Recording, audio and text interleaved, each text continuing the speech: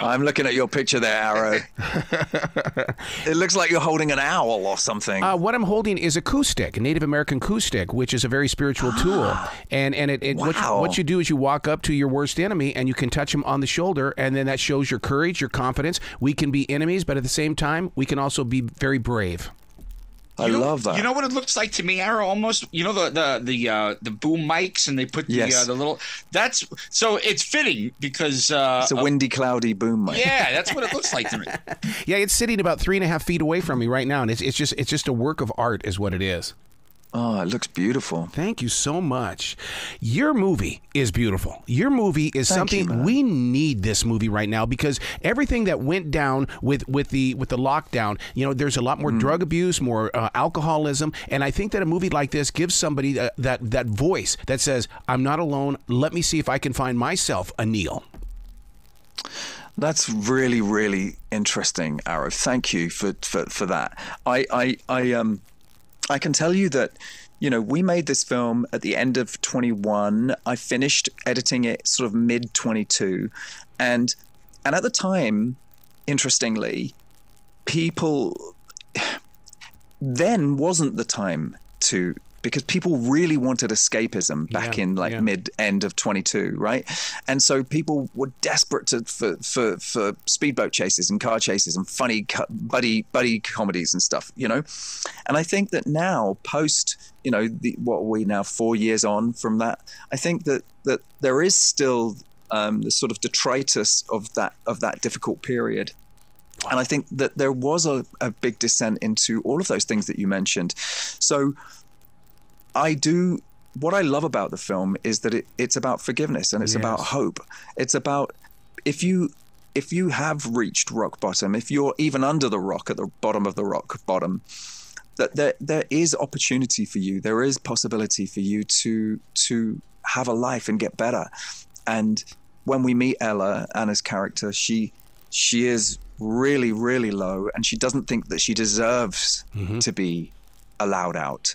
And she meets this young kid who sees her when everybody else finds her invisible, when she thinks she's invisible, when there's a 13-year-old boy who watches her and sees how sad she is, and he decides to sort of take it upon himself to help her get her self-worth back. Yeah, he's an old soul. I mean, the very second that he comes onto that screen, you're going, "Oh, this is not the typical little teenager." I mean, he totally gets it, and that's what I love about him. Yeah, he we saw like nearly 100 kids for this, and some of them wonderful little actors, would come in, and they'd sort of say some of the words and some of the sentences in that sort of like little young voice, and you're like, this kid's a brilliant actor, but we need somebody who's like almost a grown-up in a child's body. Yep. And when Luca came in, he just said these words. And for the audience, this character has this kind of way of speaking that we don't use to speak to each other. He says the thing that nobody wants to hear. He says the thing that is, and Arrow, I don't know whether you found this, but he's funny, isn't he? Because he says these odd things that you would never expect to come out of a kid's mouth, or even a grown-up's, because he just cuts through the layers of BS and says what needs to be said.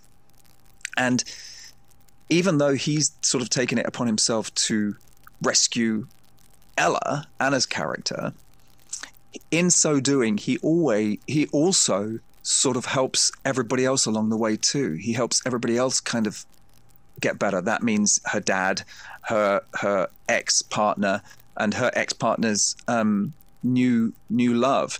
He sort of is helping everybody. And to a new place of hope. I wish you could see my notes, because my notes say this is a superhero movie that doesn't need to wear capes. Neil does a great job being a real person. You have just written our liners.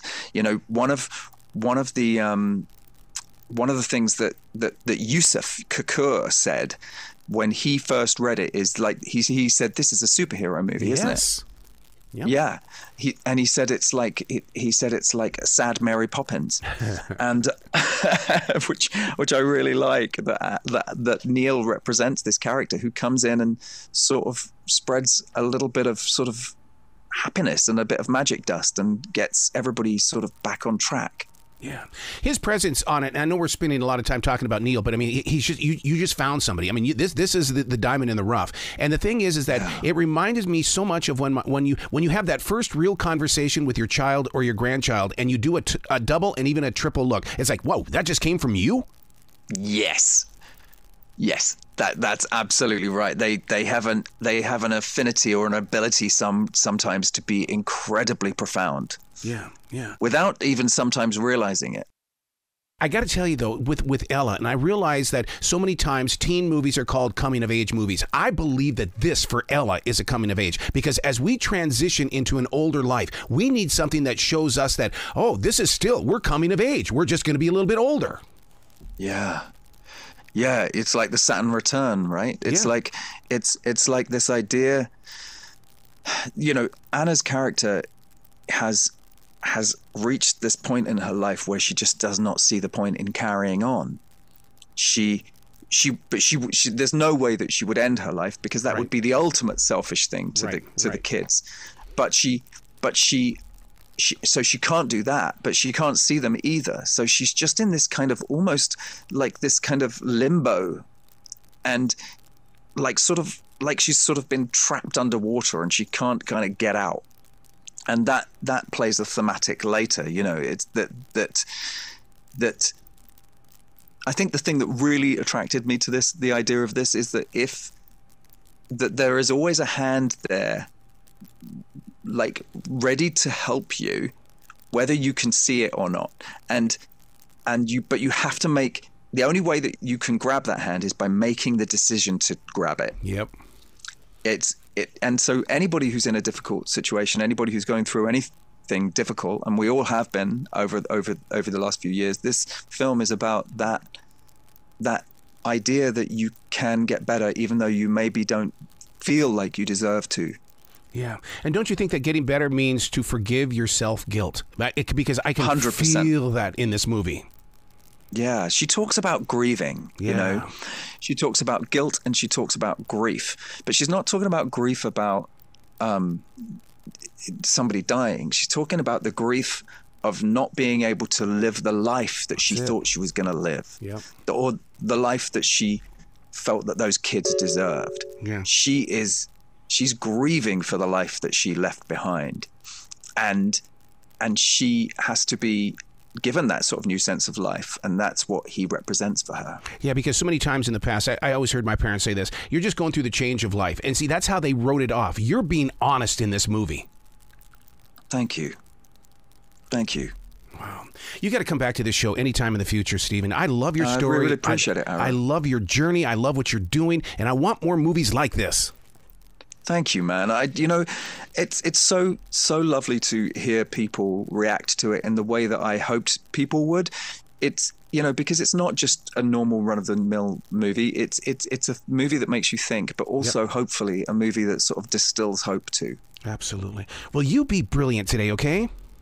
And you, man. Thank you.